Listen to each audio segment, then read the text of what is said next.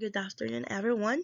Today we're going to take a closer look at something that's deeply embedded in our daily lives but often gets unnoticed, the darker side of food industry.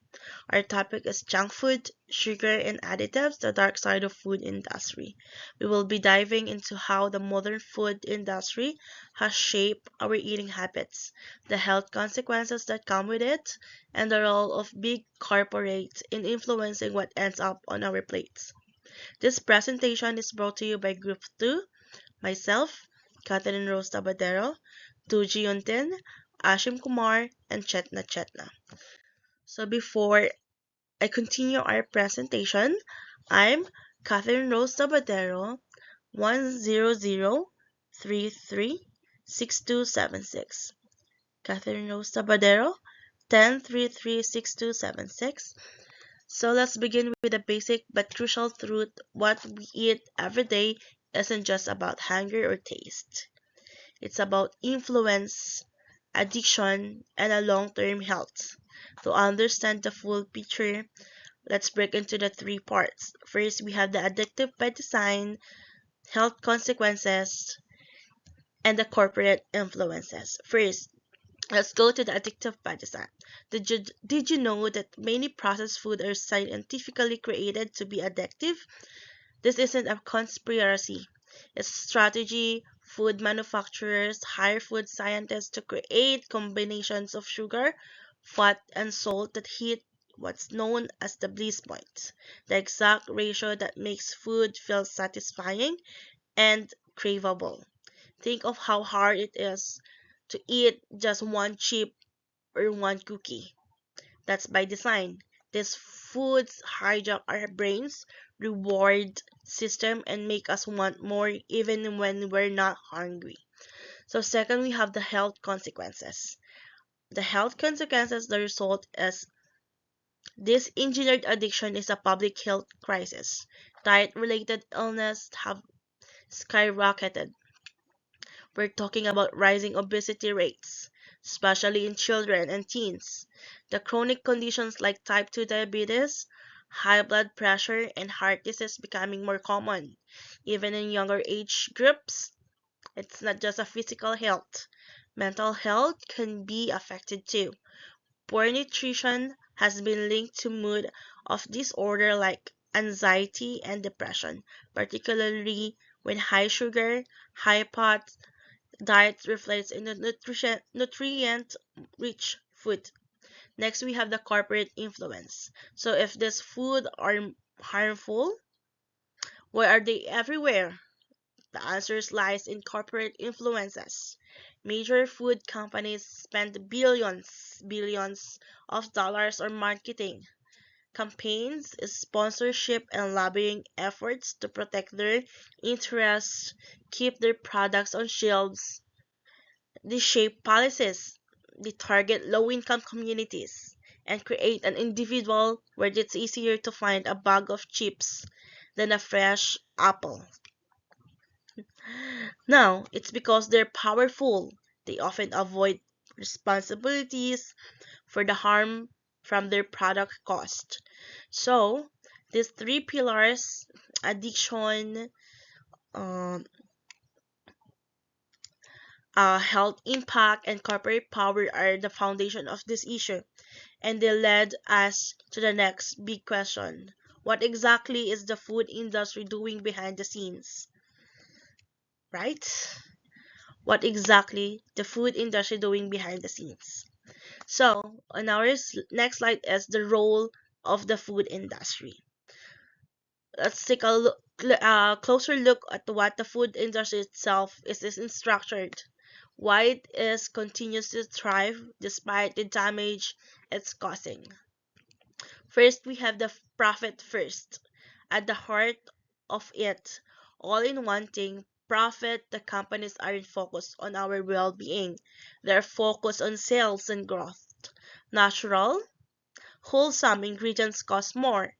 Real fruit spoils faster than artificial flavoring. So instead, they choose cheaper, more shelf-stable alternatives that cost less and generate more profit. even if they are harmful to your health. Their goal isn't to feed people, it's to keep people buying your product. Next, the engineered for appeal. Think about fast food. The color are bright, the smell is irresistible, the packaging is fun, the flavor are intense. None of this is accidental. It's the result of research and marketing designed to manipulate your senses. These foods are created to be appealing, that they are override our natural hunger cues, and don't eat them because you're hungry. You eat them because they're designed to make you want more. So, next we have the predatory marketing. One of the most troubling parts is that how food companies market their products, especially to the children. Ads on YouTube, colorful mascot on cereal boxes, Happy Meal toys, all these are crafted to build brand loyalty from a young age. Kids grow up seeing junk food as fun and normal, are more likely to continue eating it as an adult. And when sugary snacks are more heavily advertised than fruits, vegetables, we have to ask ourselves, who is really making our food choices? Us or the companies behind the scenes? As you can see, the food industry plays a massive role in shaping our diets. And as a result, our health is not just about the personal willpower. It's about being aware of the system that influences us every day. Thank you for listening to my sections. Next presentation is Chetna. We'll go deeper into how these issues impact society on a broader level. Thank you. Hello everyone, my name is Chetna and this is my student ID 1034037. Today I will talk about the health risk of processed food. Processed foods like packaged snacks, ready to eat meals and fast food are very common these days, but eating too much of them can cause serious health problems. They are often high in sugar, salt and unhealthy fats. They can lead to obesity, diabetes and heart disease. They also affect our blood sugar levels and can cause nutritional deficiencies because they lack important vitamins and minerals. So it's important to be careful with how much processed food we eat. Hello everyone, my name is Chetna and today I will talk about the health risks of processed foods. Processed foods like packaged snacks, ready to eat meals, and fast food are very common these days, but eating too much of them can cause serious health problems. They are often high in sugar, salt, and unhealthy fats. This can lead to obesity, diabetes, and heart diseases. They also affect our blood sugar levels and can cause nutritional deficiencies because they lack important vitamins and minerals. So it's important to be careful with how much processed food we eat. Hello everyone, this is my student ID and now I'm going to talk about the bliss point and addiction. The junk food can really be appealing because it often hits the bliss point. We talk about earlier food like chips, candy and fast food are designed to be super tasty and then they can trigger the bigger release of dopamine in our brains. This makes us feel happy and satisfied in the moment, but it can also lead to unhealthy eating habits. Over time, relying too much on junk food can cause our brains to crave those quick bursts of pleasure, which might make it harder to enjoy the healthier options. It's important to find a balance and be mindful to how much junk food we consume, and it can affect our overall being and lead to issues like weight gain and health problems.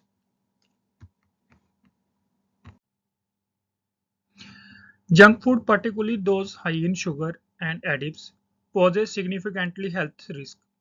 and similarly to alcohol. These foods can disrupt hunger hormones, leading to the overeating and weight gain, while also creating addiction pathway in the brain that make it difficult to resist craving. Additionally, the consumption of these products trigger inflammatory response in the body, which can result in chronic health issues. The danger of additives extend to children where they may cause hyperactivity and behavior problems, disrupt the gut microbiome, compromise the immune system, and interfere with the endocrine system. Overall, the impact of junk food on health is profound, highlighting the need for awareness and caution in dietary choices. My name is Tujayantan. My flaming ID 10335695. Today I'll be presenting on the corporate influence and a consumer manipulation. Firstly, I'd like to describe on targeted advertising. So here, the food corporation, they use sophisticated psychological strategy actually to tap into the emotions like happiness, nostalgia, and a convenience. So by analyzing the consumer behavior or a patterns of consumption, they craft a personalized advertisement that makes processed food seem irresistible, especially for those vulnerable groups like children and parents, those who are already into a processed food. Secondly, uh, health washing. So here, the company label products with misleading claims saying that it is organic or natural, or it has less or no fat content, even though the food are still heavily processed and has a salt and a sugar in it. This creates a false sense of health and distracts consumer from checking actual nutritional content. So thirdly, the consumer a regulatory capture.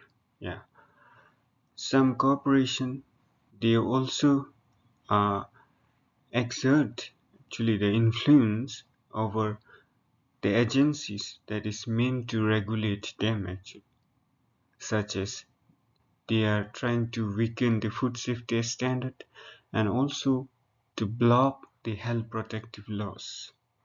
As a result, uh, now the profit is being prioritized actually over our health and safety concern. So the business, those who are actually dealing with the processed food, they are always into how to generate the income rather than looking into the safety of the public or the consumer. Lastly, the consumer habituation. So now over time, let's say, unhealthy food are normalized and now has become a staple in every diet.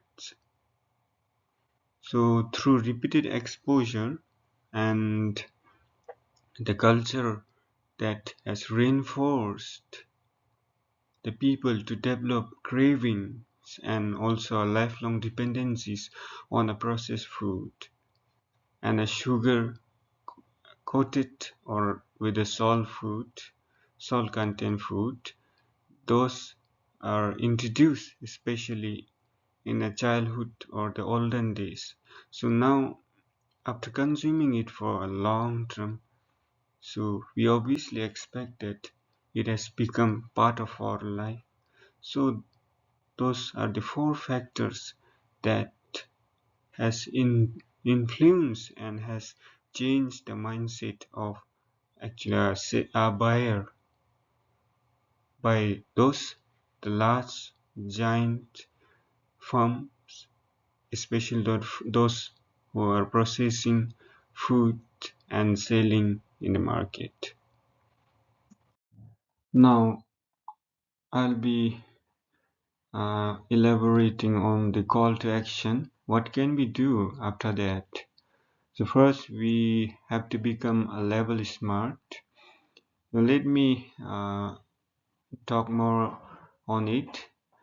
First, if you want to become smart enough to understand their labelings, we have to educate ourselves on the food label and the ingredients that are present in a particular food.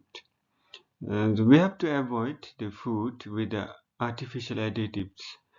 So let's say if there is five unfamiliar chemical that is present in the food that you buy, we have to try our best to refrain from those products that we don't recognize actually. So this empower you to make healthier choices, and to avoid hidden sugars and harmful additives.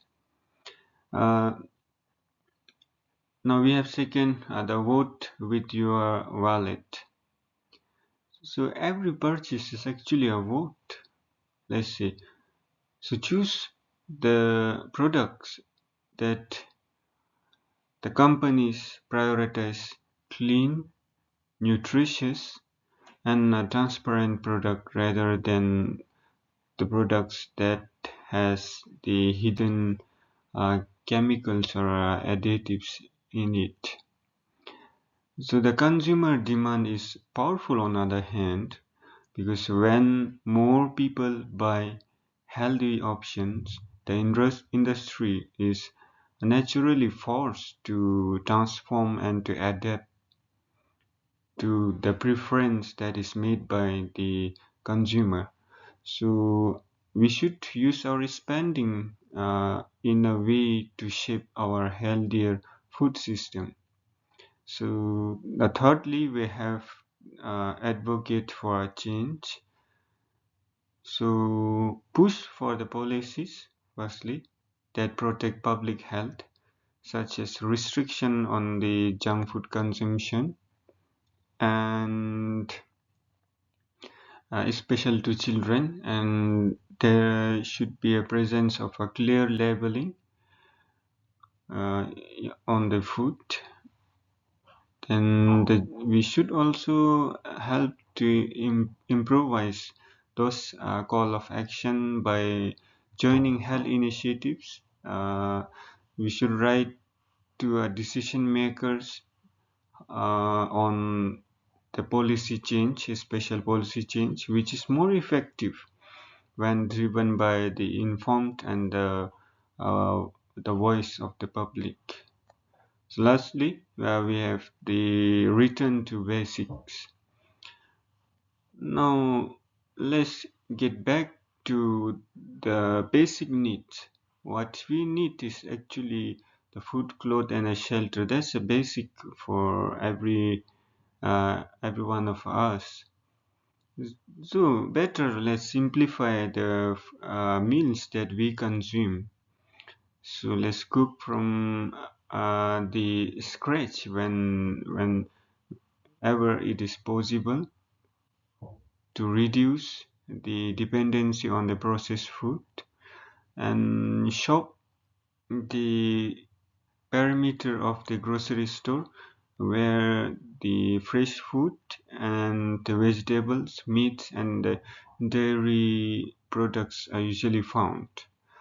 The home cooked meals not only improve our health but also strengthen the family bond and cultural food tradition at the last. So rather than visiting and spending the from our own pocket in the food that is harmful to our health, less it would be of great help to oneself if we spend wisely and the consume the homemade products, or let's say food. That would be the better option to prolong our life expectancy and to maintain a good health diet. Finally, our team would like to conclude with a strong slogan: the deception and the solution. Before winding up our presentation, we would like to convey an important message to everyone that there is crisis in a modern time because the modern food system is increasingly prioritizing profit over people's health. This leads to widespread public trauma, and the risk is increasing at the alarming stage. This leads to the chronic diseases such as obesity, diabetes, and heart diseases of all ages. These are result which is not accident actually. It is actually the design outcome of the system that values revenue over well-being of public. There is deception actually. Now, let's understand what it actually means. So marketing tactics, they play a key role in this crisis.